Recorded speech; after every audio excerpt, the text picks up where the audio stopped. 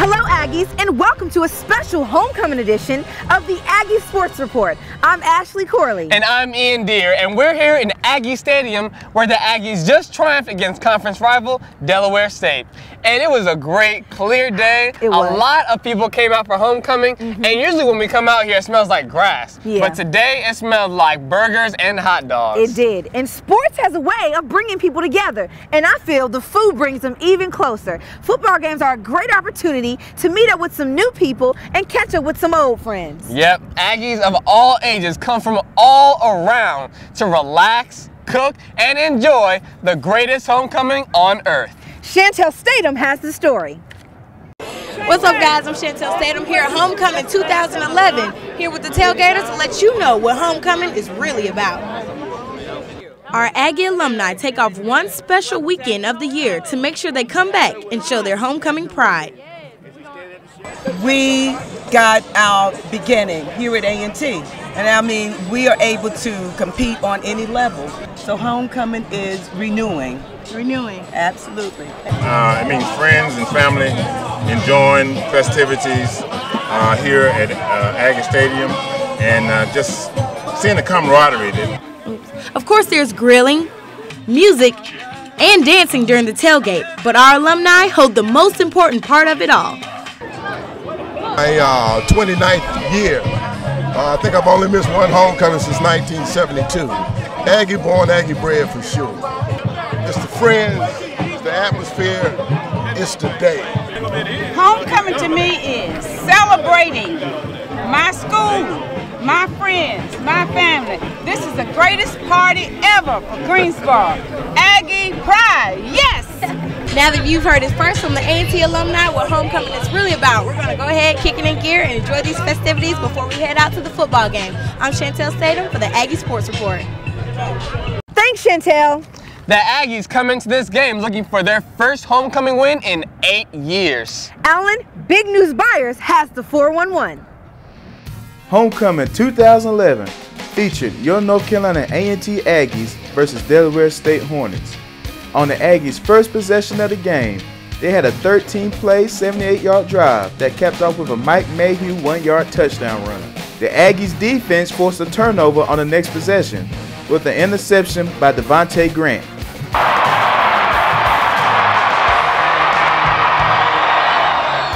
The offense seized the opportunity with an 18-yard touchdown pass from Lewis Kendall to Larry Raper. The first quarter miscues continued for Delaware State with a fumbled punt return by Travis Tarpley on their own 19. A&T recovers.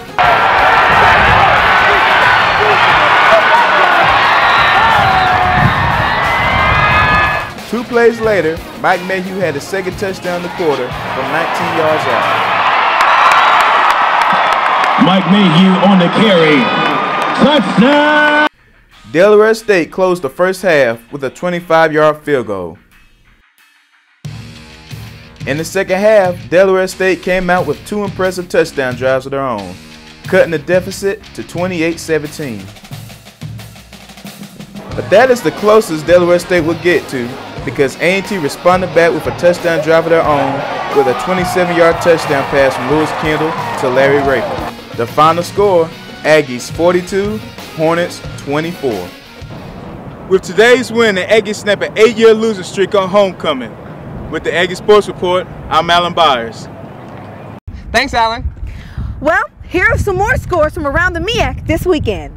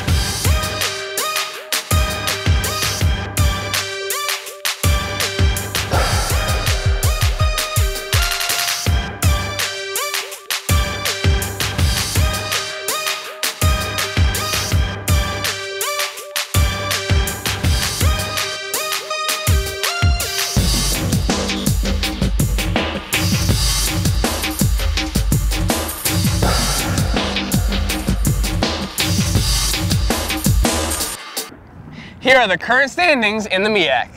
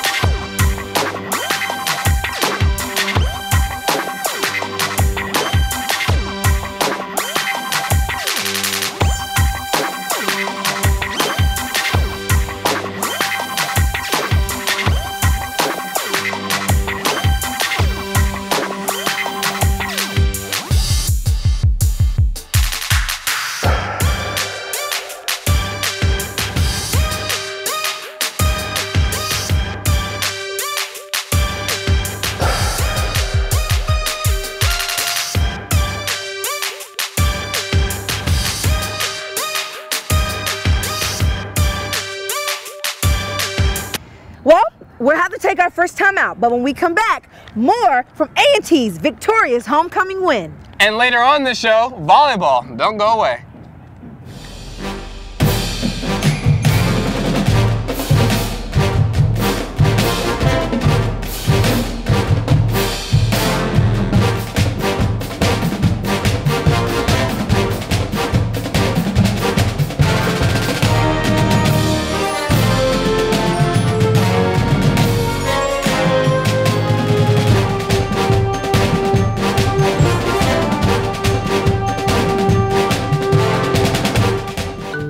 This is our world. It's a place of wonder, a place of opportunity. It's also a place that graduates of North Carolina A&T State University enter with grand ambition.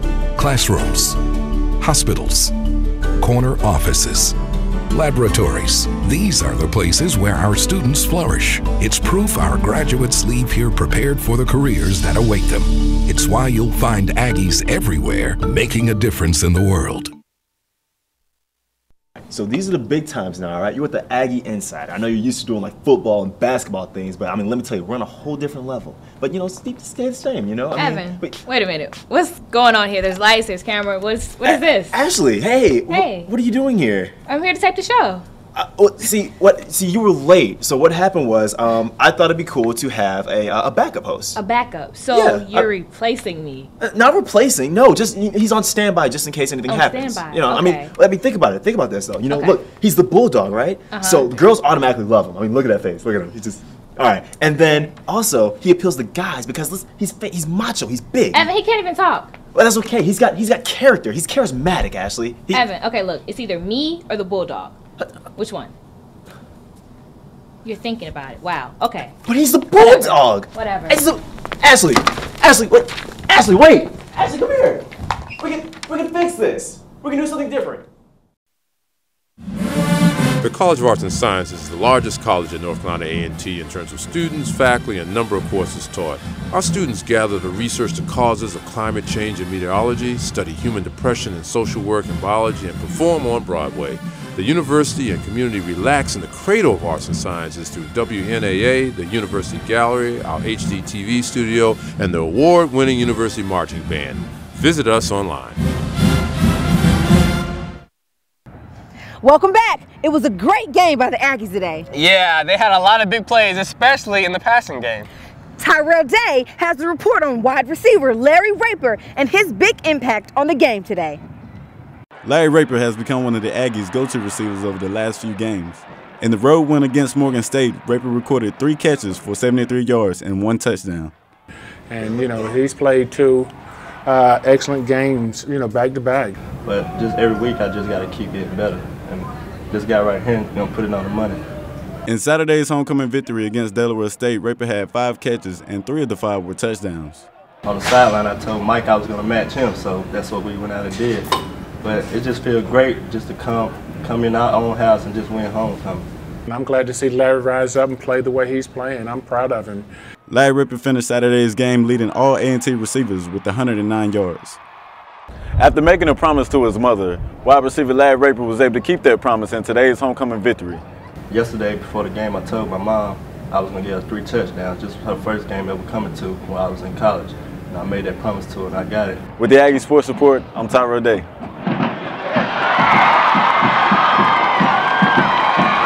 Pass is complete to number 10, Larry Raper. Thanks, Terrell. Well, I got to sit down with Coach Broadway again and talk to him about the big win, and we looked ahead to next week's game at Howard. All right, Coach.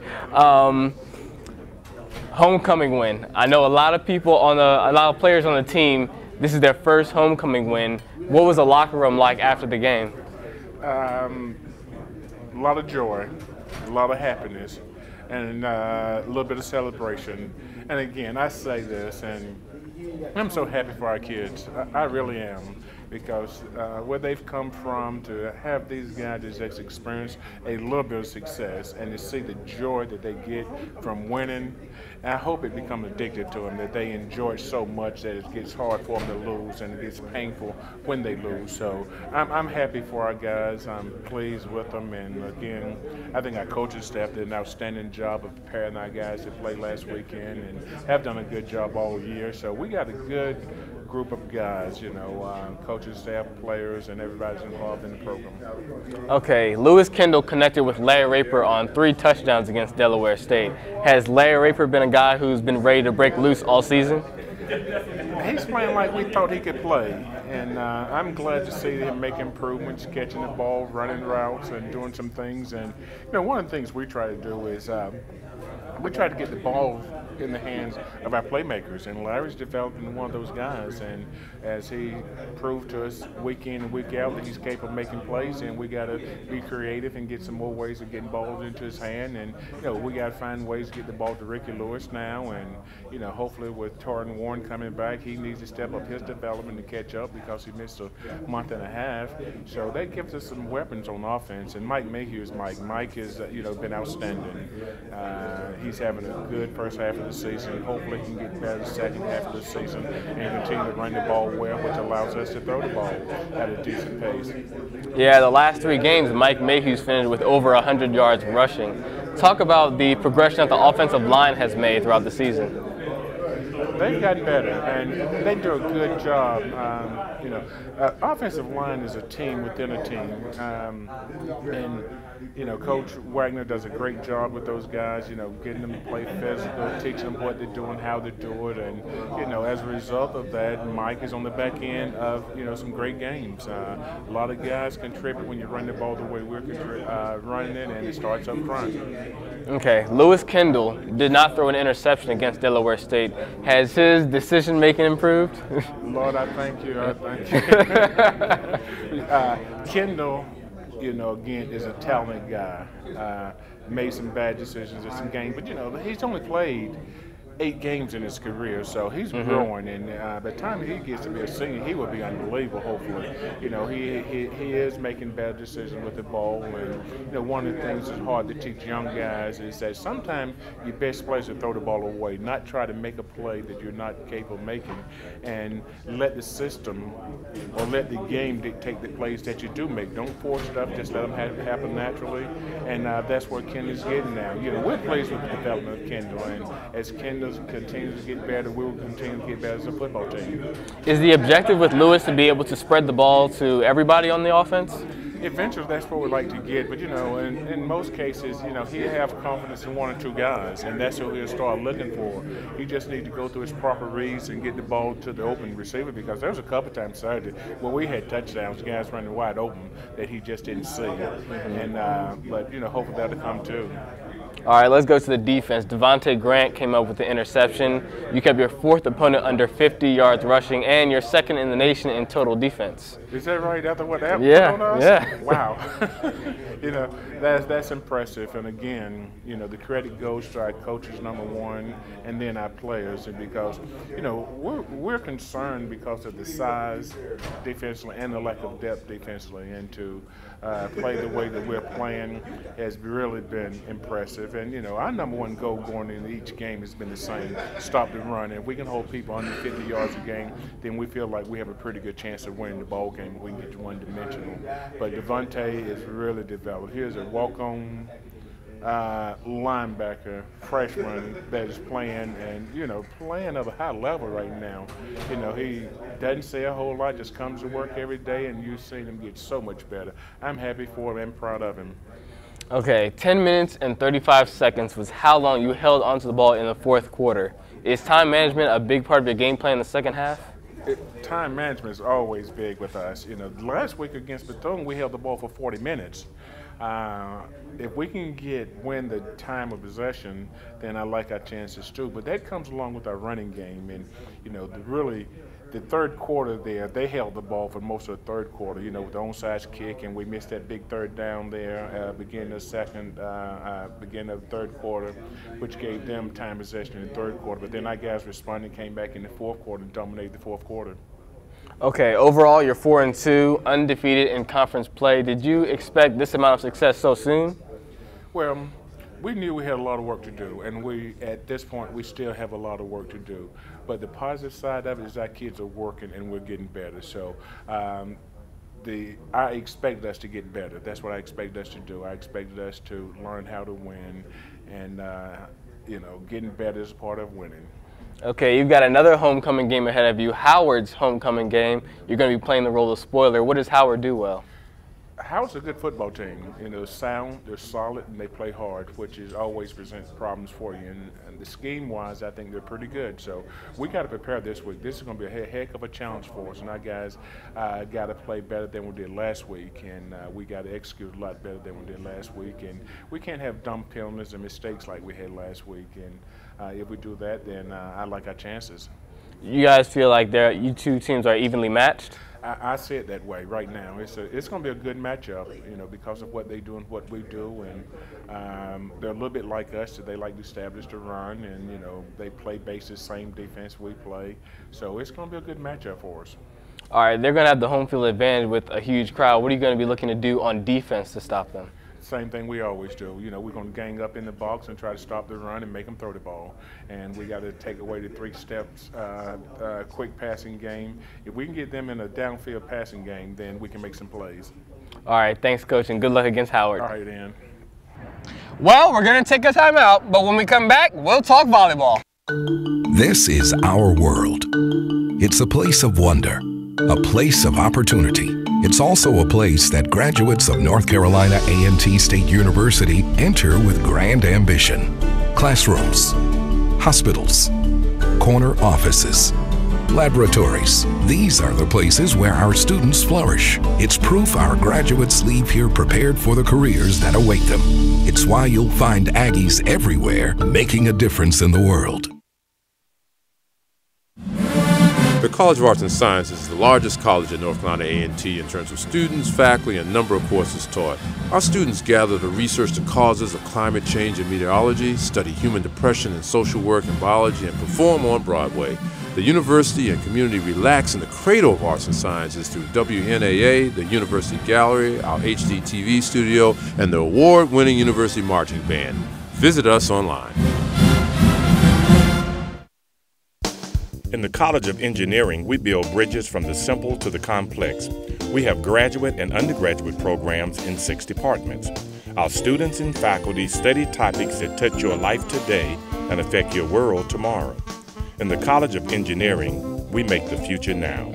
For more information, visit us online.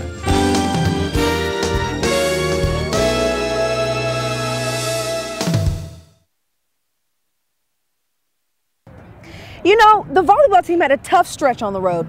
Yeah, but now they'll be coming home, and Letitia Farrington has the story.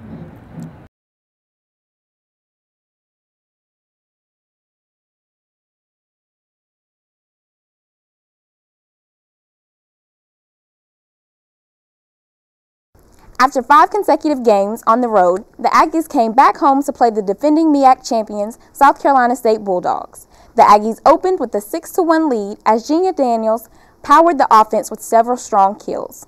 South Carolina State was able to end the Aggies' rally with consecutive kills from Desiree Waller, which brought them within 1 at 11-10. The Aggies struggled to keep the lead until they were overwhelmed by the Bulldogs' Shabri Roberson. Aggies failed to win a set and lost to South Carolina State. Gina Daniels led the Aggies with 9 kills and 2 blocks. Oh, there's lots of advantages. First, you get to play in front of your home crowd, which here at A&T is always nice. Crowd's always energetic. We enjoy being in front of them. It's nice to be able to sleep in your own bed and be able to eat in familiar areas and not have to worry about the traveling and getting on and off the bus. So it's just great to be back at home. And we were on the road for so long that we were looking forward to this homestand. Yeah, actually, I think there's probably more pressure to play at home because your friends and family are there and your crowd's there and the community's there and you really want to do well for them. And you got to defend your home turf. So, you know, we stepped up today and we played really well, so we were excited about that. We all played relaxed and, you know, our kills are pretty much evenly distributed. Our passing was phenomenal and, you know, we had a couple of good practices this week, so it really was a team effort. I can't really single out one person tonight. We were really well balanced and that's what it takes to win. The Lady Aggies ended their losing streak in a match against Savannah State here in Corbett Sports Center. Tatiana Cooper came out aggressive in the first set and helped the Aggies win the first set 25-16. Cooper finished with a career high of 14 kills. The Aggies remained in control during the second set, getting ahead 12-2. But the Tigers took a timeout and went on a 14-4 run and used their momentum to gain the lead 23-20. But junior Andrea Evans took the set back with a great drag, followed by a perfect hit by Devontae Reese, finishing the set 26-24. The Aggies went on to win the next set, earning them their first win. I'm Letitia Farrington, and that has been your volleyball update. Back to you guys. Well, their next couple of games will be at home. Hopefully they can pull out a win. Hopefully. And if you want to catch up on the Lady Aggies, here are the upcoming schedules and results from the volleyball team.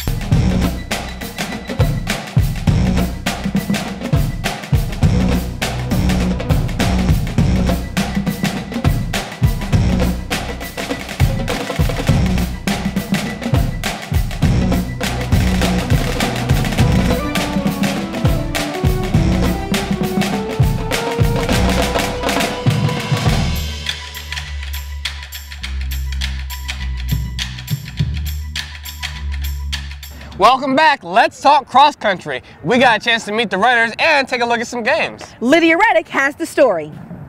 It's Christian Hurst, and I'm a freshman veteran, man. Just ponder on what I just said, man. I'm a freshman veteran. Stay back to me. And our only collegiate men's race of the day. I went 27:59 a day. Planning on going 27 low. They say, Dan Zito said, no freshman has ran. He never seen a freshman. So coming up the hill, break we're going to 28. have 5 or 6 I'm trying to be the runners. only freshman to 2 from break Saratoga, 27, man. 2 from You Tallahassee. just got to work 1,000 harder meters. to be better. Gosh, those players are so conditioned. They make running look so easy. Yeah, and if you want to see how easy the cross country team makes running look, check out their upcoming schedule.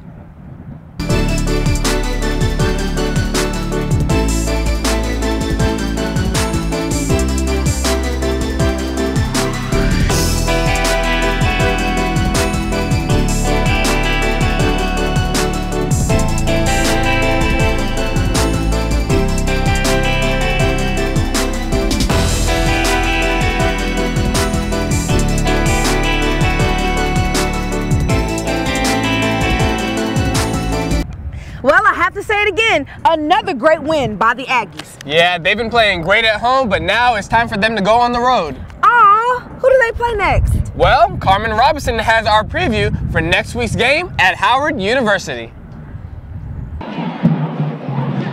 After a big homecoming win, the Aggies will travel up to Washington, D.C. to play the Howard Bison. Howard has a good football team. Those guys are well coached. They play hard. They do things that you see good football teams doing. I mean, it may not indicate, I don't know what the record, how many they've won so far, but when I look at them on tape, they're impressive.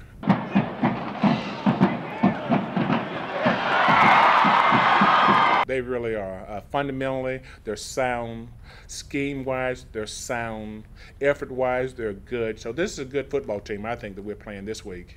Both teams have already surprised the conference, already topping their records from last season. Each win's a big win, and I'm happy for our kids. I'm proud of our kids. But with Howard's astonishing win over defending MEAC co-champion Florida A&M, this could turn out to be an interesting game. We just got to play better this week and make improvements, and hopefully we can get out of D.C. with a win, because that would be big for our kids, big for our team, and big for our program. A&T has won the last 3 matchups against Howard, 2 of which were the Bison's homecoming game. We're pleased with the win, and we're looking forward to going to Howard this week and hopefully piecing together and getting better and playing hopefully our best game of the season. For the Aggie Sports Report, I'm Carmen Robbins. Man, I can't wait for that matchup next week. Unfortunately, that's all the time we have. Remember, stay safe this weekend. Have fun. I'm Ian Deere. And I'm Ashley Corley. Happy homecoming, y'all. Be safe and tune in next week for another edition of the Aggie Sports Report.